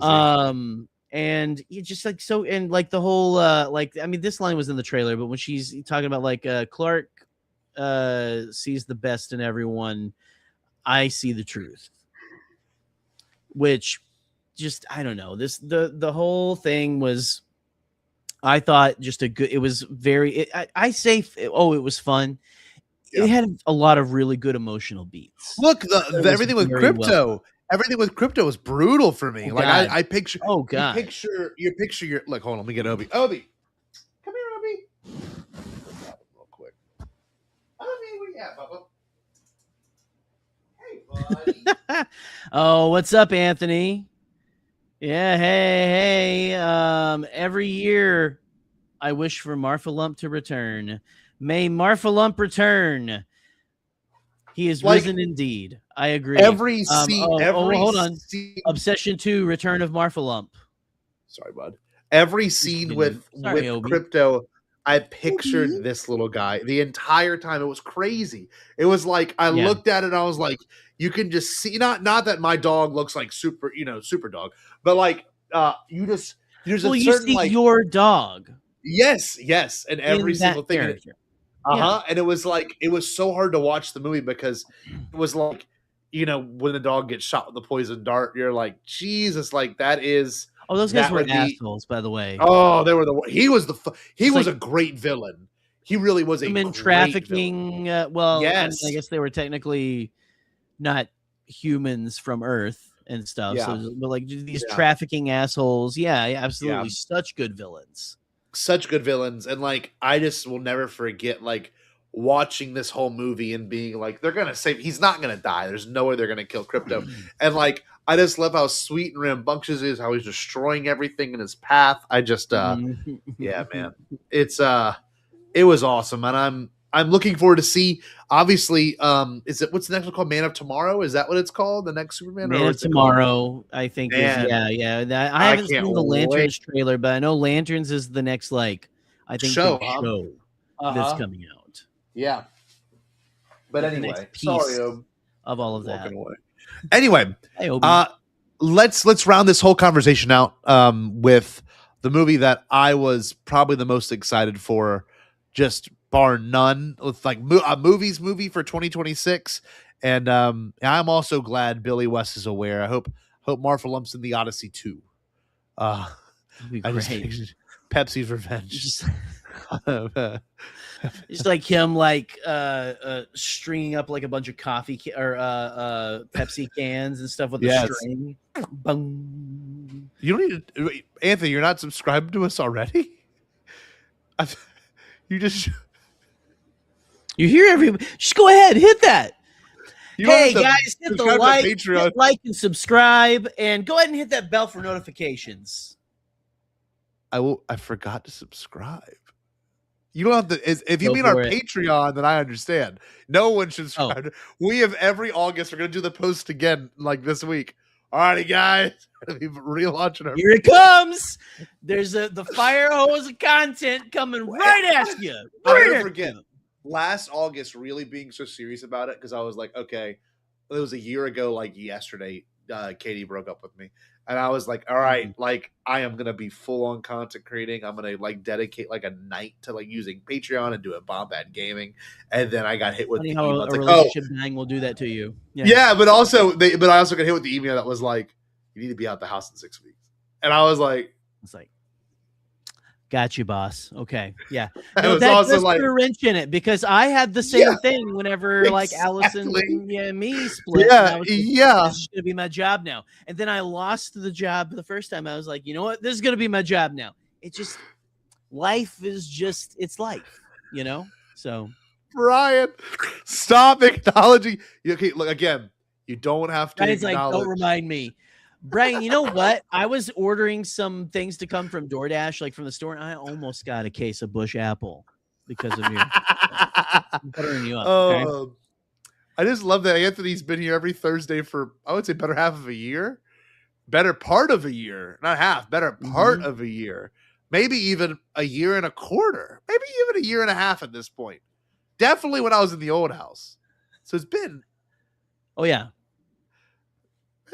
Since our Marvel episode, I feel like. So do you search us? Do you search up the Bombadcast and just get lucky?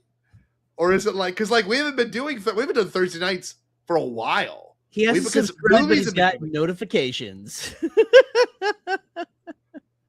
This is not a judgment thing. I just think it's interesting that, because any show we that call I that would watch. The Irish subscribe. Gonna go subscribe. Anyway, let's talk about Homer's The Odyssey. What about the did Iliad? you read? Did you read this book? Okay, we've got the Iliad and the Odyssey was woohoo! All right. Oh man, listen, this drop in the bucket might actually send us toppling over into success. I'm going to screenshot this so I can going to make a shirt of this one. No, it's just gonna be of Anthony's comment, but fine.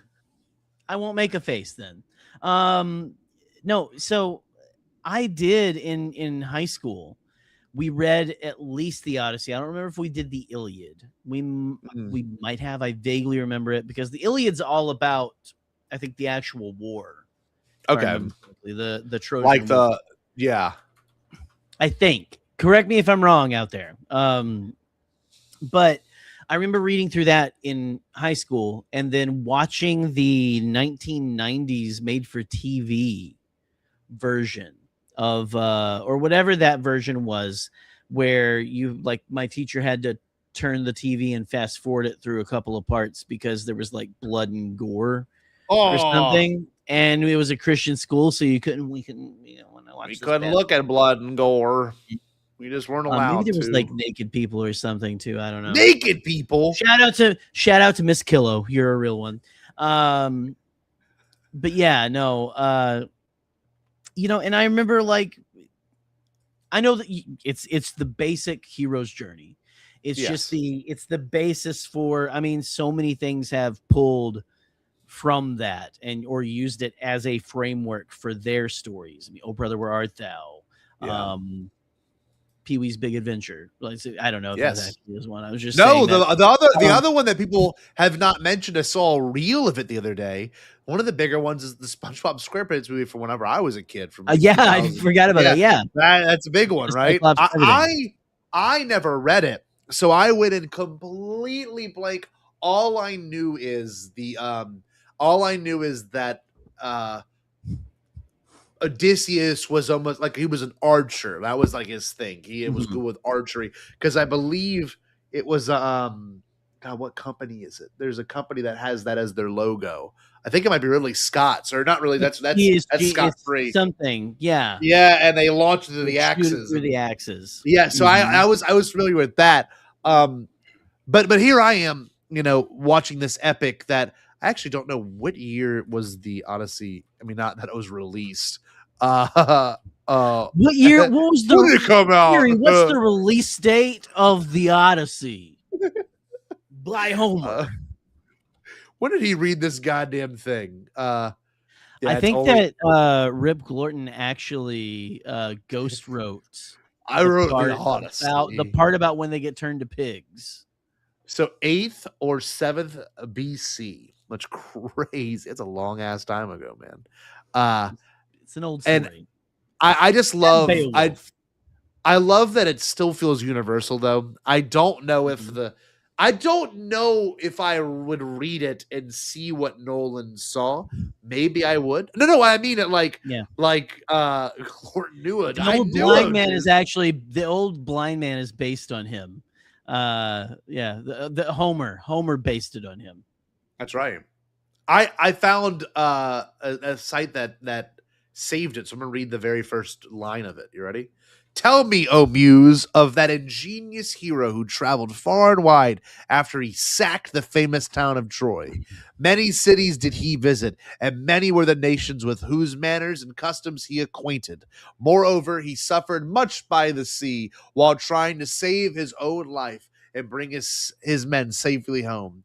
But do what he might, he could not save his men, for they perished through their own sheer folly in eating cattle of the sun god Hyperion. So the god prevented them from ever reaching home. Tell me too about these things, O daughter of Jove, from whatever source you know them. So I just look at this. There we go. This is good data. Hold on, I'm going to screenshot this for our logs. But yeah, so I knew of its epic nature. I never read it. I was so super duper happy to finally see it and get what the hype was about. They've been talking about this damn story for like 3,000 years, man. And so I was wondering, well, why is this story so good? Well, shut the fuck up about it. And boy, did it your not entire thing is based on. Could you imagine like being a Greek person, all those long? And I've even talked about this with all Diaz. Imagine if, I mean, I know obviously women were not treated; they were literally treated like cattle, and men, ruled, with an iron fist.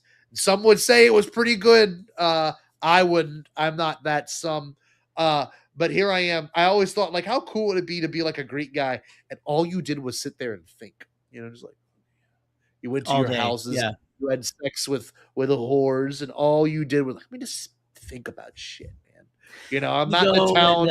I'm going to use piss to clean my teeth. Let's just think about things, guys. It's an actual thing. It's an actual. And like, imagine being a bard, right? How fucking sick would that would be? Like, what would we be? I'm an educator, so that would still exist. I mean, what would you be? I'd honestly probably be like one of the fucking one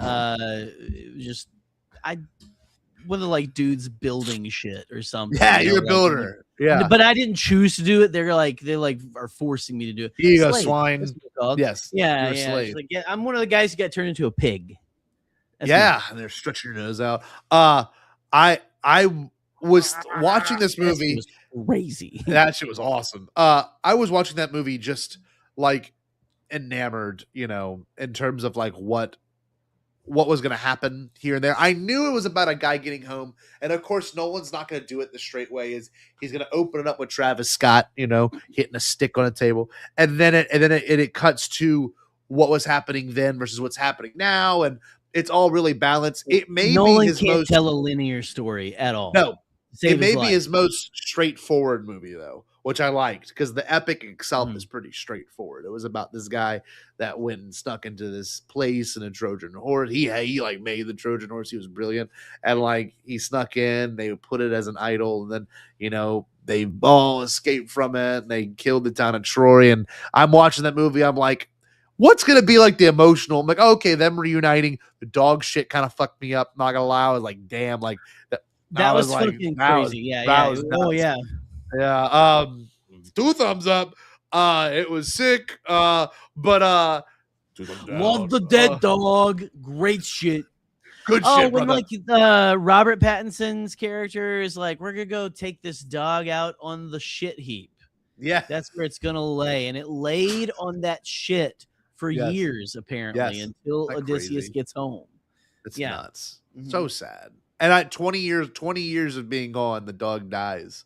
So he's got like 1 good year of the dog. But I do love the dog. I love that motif. I love Tom Holland secretly hanging out with his dad, and he had no idea the whole time. And I love that not Persephone. What was his wife's name? Penelope. I love the Penelope. Yeah, I love the Penelope got to interact. I love that he had all these moments of like discussion with him. I could see why, like, it seems very George Lucas-y. It seems very the fable, the myth, the hero's journey. It had all those huge swings, right? But the parts that got me were the island to island stuff. Like you go to the Cyclops, and oh my god, did you see it in IMAX? Were you in an IMAX screening for it, Jerry? I haven't got to see the IMAX yet. No. Oh my god. Brian's comment. It's Penelope, but pronounced like cantaloupe. Penelope.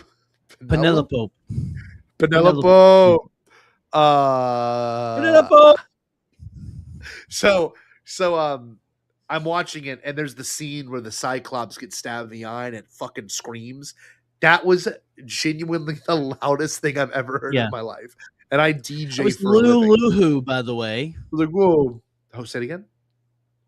Luhu from How the Grinch Stole Christmas by Ron. Oh, yes. Apparently that was Luhu's dad. That's crazy. Which is funny when you look at him now. It's like, oh, I can see it. He's got the same. Yeah. Look at it like a side by side of him as Lou from How the Grinch Stole Christmas, and it's like it's the mouth. It's like, oh yeah, that's him. Like I can see that's totally him. It's What definitely the not the fuck? eye or the nose. No. Oh, I could kind of see it. You're right. I'll get this image pulled up. It was interesting. I thought the design. So I found very interesting Christopher Nolan doing his very serious, very grounded style, doing myth.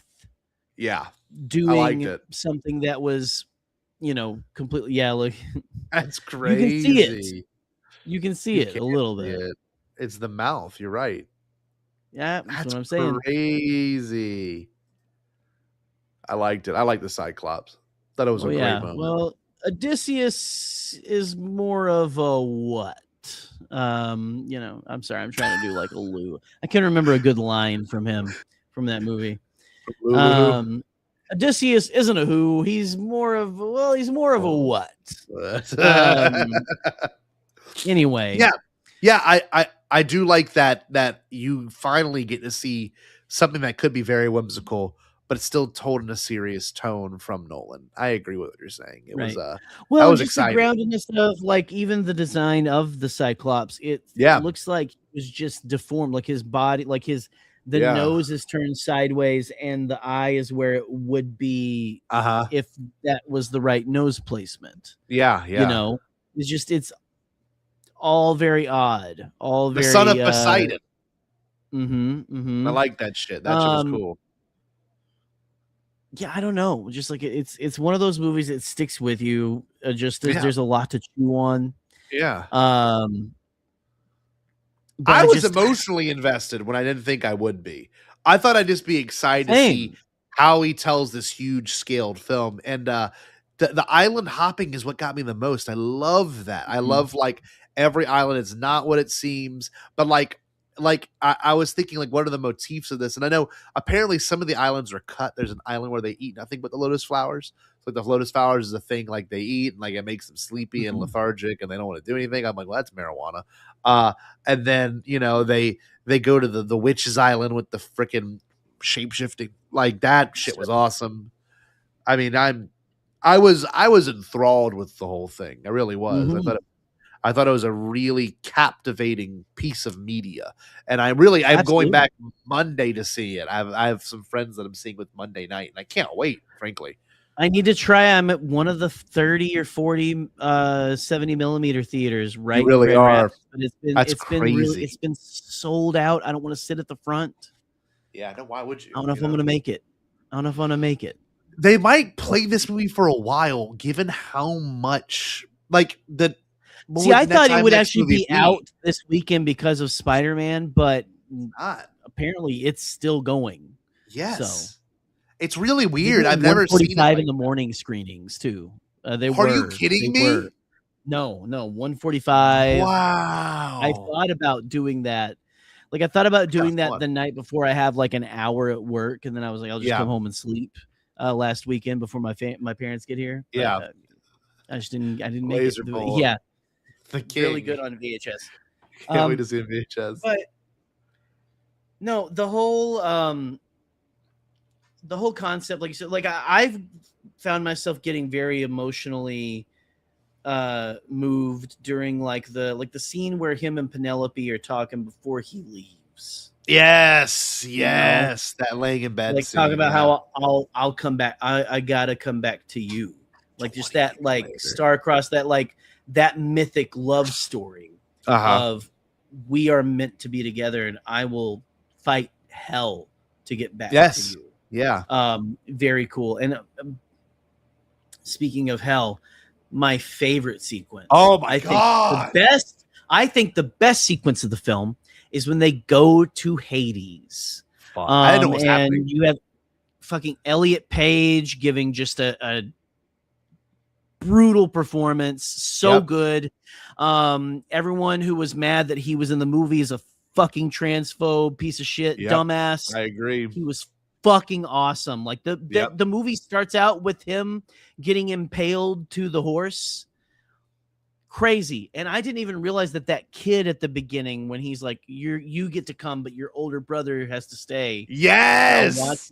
and then the older brother turns out to be Robert Pattinson, and the younger brother turns out to be Elliot Page, and but that whole like the idea of the afterlife back in the day was pretty much just like no one got to go to heaven. No, everyone just went to hell when they died.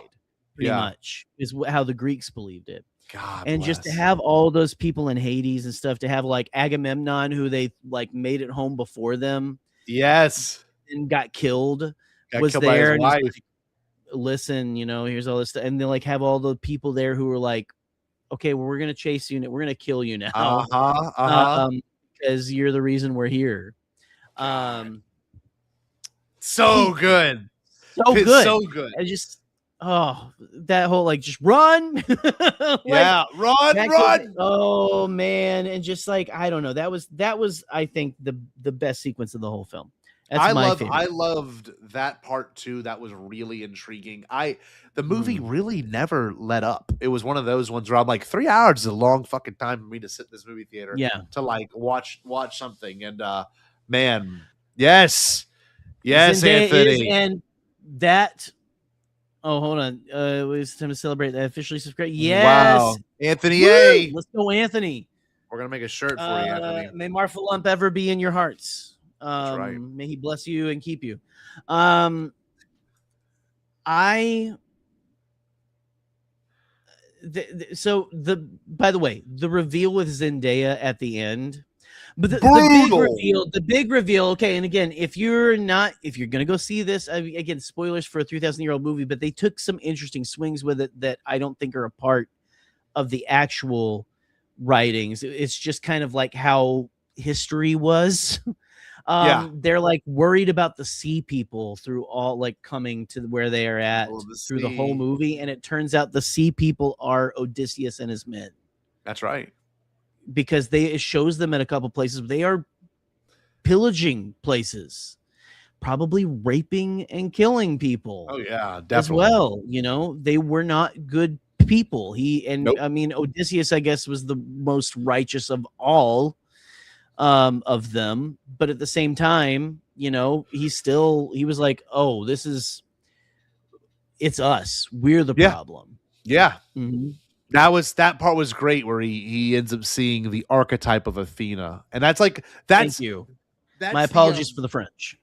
That was the thing that got me too emotionally. It was like, like if you really do want to live in the mantra of we're gonna welcome you as if you're a god, we need to treat other people as if they are a god, in the sense of like you welcome the homeless people in. But the people you're going to rape and pillage, like, no, they don't count. They're swine, Right. The whole thing was they all broke Zeus's law, which is essentially, so it's funny, like, Christians want to lay claim to the golden rule. Oh, it's no. It's kind of an ancient thing. It's an ancient thing that, treat do unto others as if they are gods coming to see you. Be welcoming and stuff. That's really all it boils down to, a lot of stuff. Well, that's how we treat all of our Bombadcast followers. That's how we treat. We see you as gods. Yeah, even though gods. We are gods and you are godly. Swine. We will turn you into swine by feeding you our piggy slop. We are godly. You are our godly queefs. You know what I mean? It's just the thing. Just little front farts. That's all you are to us. That's right. We are kings. We are kings. We are Burger King. It's funny. We have the exact opposite one too.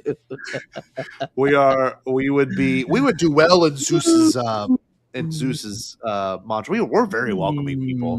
We are that we would. This is what all of you out there who we give our great hospitality to. This is what you look like when you come into our mighty temple.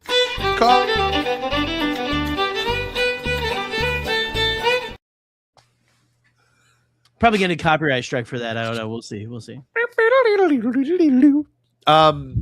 much more I can say about that project, but can we say can we say too? I mean, this is something that all of us ended up coming to after we saw that the first week. At the stringing of the bow. And I mean, everyone's kind of talking about that. The part of the score where it's just like the bing, like the pluck of the string, the guitar string. Was awesome. That went really hard. The whole build up to when he walks into that room and everything. What I loved is that it is ancient literature. It's got that feel. I love that feel of everything's about to come. Like we're setting up all the pieces, and now finally, is it kind of unbelievable that like all these guys would be stuck in here and he'd be able to? Yeah, but this is what's so cool about it is he's like, now I get to have revenge on all you. It was that, and it was the dropping of the blades through the floorboard. I'm like, this feels like something out of the Bible. Like that felt very biblical. You know what I mean? Very like, biblical. Yeah, I was like, this is epic in a way that I wasn't expecting. Like they broke through the floor and they dropped swords to the floor and they're trying. That's right. That drop is full of birds. Sign me up, honestly. Sign me up. Yeah, no, the cursing of man to being, what they truly are, which was the pigs, the swine, right? The pigs. Like that was a big thing for me too. Because they were and Cersei says because you were coming here and you're filthy soldiers who come to pillage and take. Oh my God. The sirens. I love how many memes this also has bred with the Matt Damon screaming against the pole. Somebody get these beggars out of here. Like I love that one. That's a good one. Get these beggars out of here. Like, I love. He's like, I'm great.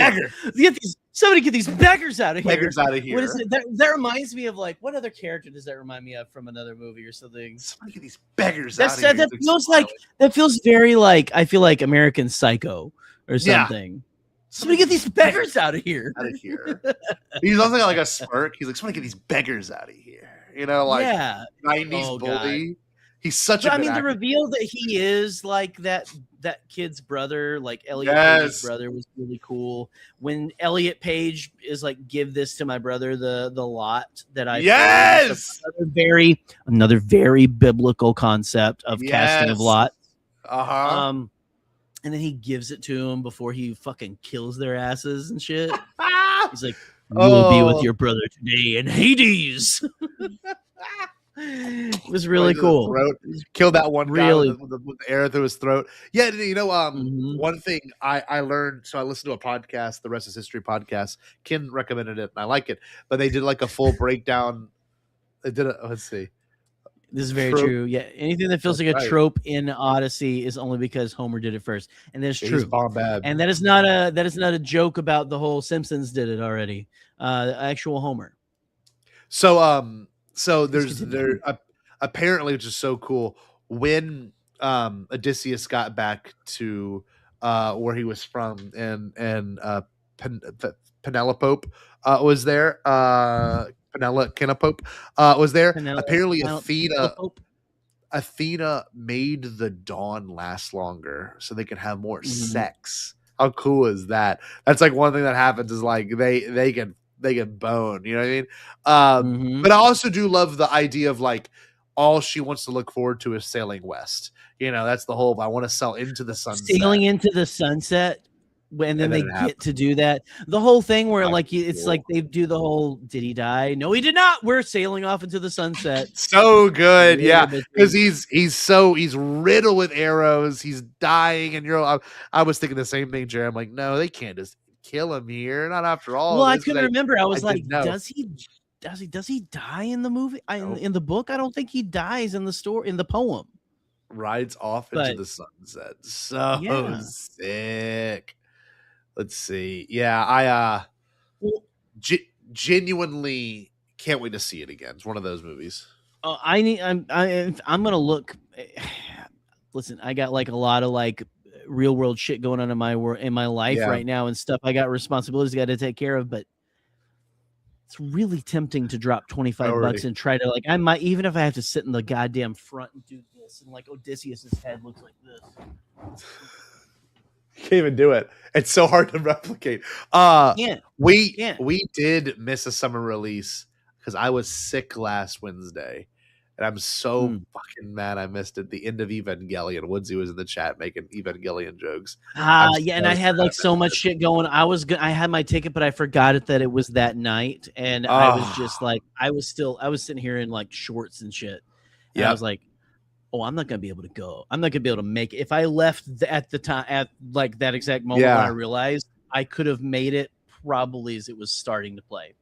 I gotta watch it because I still haven't watched. I watched the whole show leading up to that screening, and then couldn't make it because I was sick. I had stomach bug, so I'm gonna spend some time watching it probably Saturday or Friday. I just need to watch it. But I was looking forward to seeing it in the theaters with all those fucking freaks that were gonna be there watching it. You know, they're there. What does it sound like? Does it sound like anything? Do you hear anything? No, really, what is this? Does it sound like anything? I'm being serious. Sounds like a brush on a microphone. That's pretty good. Hey, watch this. I'll just wait, hold on. Oh, how do you do that? Okay. You gotta cover up the bottom. Oh shit! Oh, it's in my ear. Well, okay. Did we real quick before we go too crazy with this? Did we talk about someone brought up Zendaya? Did we talk about how she's being portrayed as Athena, right? But then at the end, it's revealed that, or who she was a god. She was like I felt like through the movie, she was one of the gods that was with him. Yes. And then at the end, you get the reveal that she was the form that she was in was one of the innocent people I said that in Troy that was killed. Oh, did you already talk about that? My bad. I said the fact that she is the representation of like the idea that we need to see the gods and other people. That's what I said. She represented that. Cool. She was Athena. That's a good point. I wish you would have heard it in the moment. I said that earlier, you dumbass. And I'll watch you. Hey, watch this. So how do you do it? You pull it. You gotta like. Oh, it's so long. Like what was the point? Isn't it like? Oh no. I think like, you put it in your nose, then you put it on a table, and you bang the back of your head. Really cool. How about a magic trick? It's gotta be like bent or something. Like, oh, look how big it is. I can't even do it. I can't even do this convincingly. Oh shit! Yeah, hold on, wait. Maybe I can do it that way. So you gotta like. I think you gotta like move this hand without. Oh, it doesn't work. How do these fucking illusions do it? What is even going on? Oh, it hurts so bad. Oh no! I got my brain. Oh, my brain is being tickled. Oh, it feels so long. Bob Ross ASMR. Oh, that's a good one. I understood that reference. I was gonna say when you're doing the brush on the thing, yeah, it was like, I can't even. How do you do that? Is it you clapping cheeks? How do you like redo it? It's like it sounds like a Toyota Camry with a bad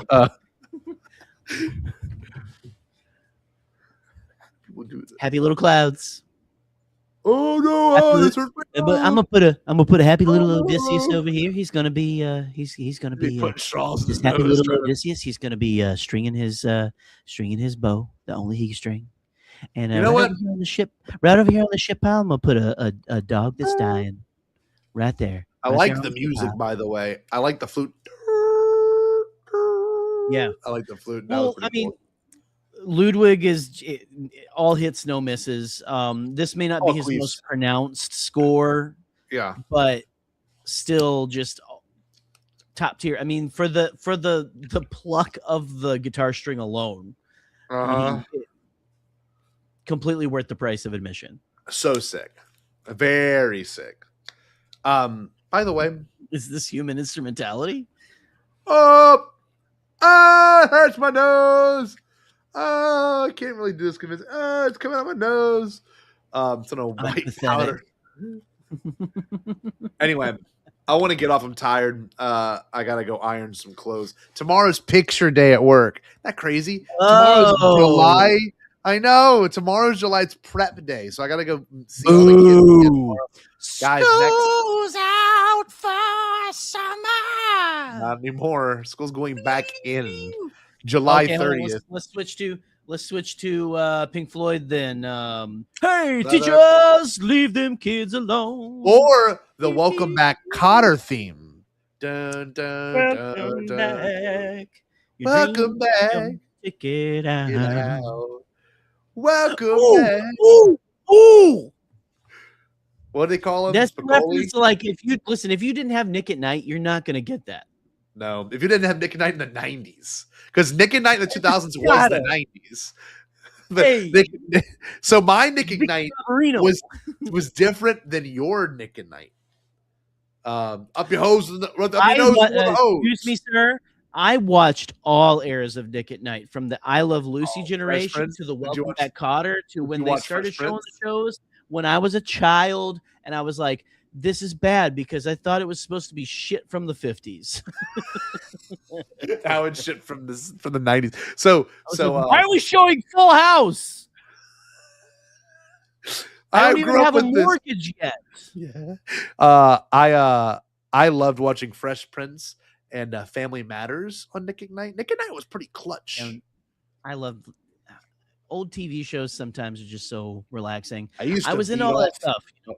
I remember watching when TV Land came on, My Three Sons, which is a bad show. It's not a great show. And Leave It to Beaver and shit. It's like, oh great, this kid learned a fucking lesson. It's great. I remember on Friday nights they would do the George Lopez I Love show on Lucy's Nick at Night. Nick at Night, they would have George Lopez show, and I used to whack off to it. I thought his wife was so hot. Oh my friend. I did. I need to get off this call. I'm saying shit I shouldn't be saying in public. Well, guys, we still listen. We still got Spider-Man coming. That was great. That was pretty good. Spider-Man coming this week. We're gonna be talking about it next week, like we were talking about. But yeah, no, there's still lots to be had. Sorry. I think it'd be fun to talk about, like someone was saying, I don't know if this is true or not. Did I say this earlier? That Coyote versus Acme, they're saying is like the best live action animated hybrid since Roger Rabbit. Since Mary Poppins. Since Roger Rabbit is what they're saying.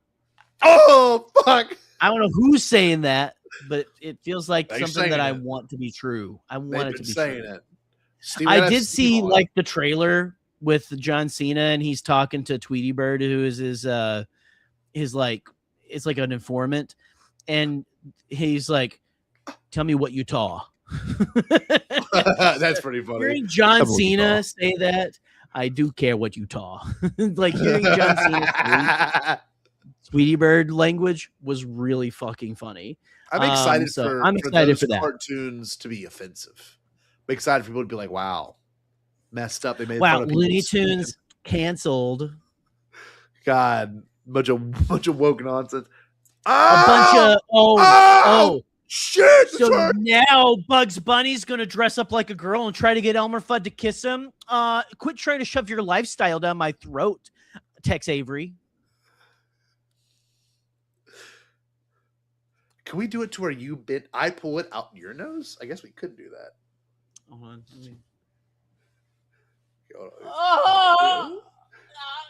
Okay. Oh, gee.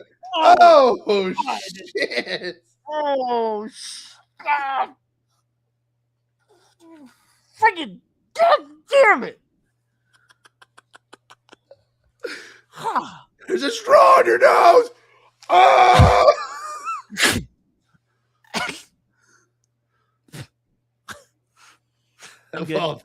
Look, yeah, this is what we got for Anthony. I'm beginning to think Anthony's not a real person.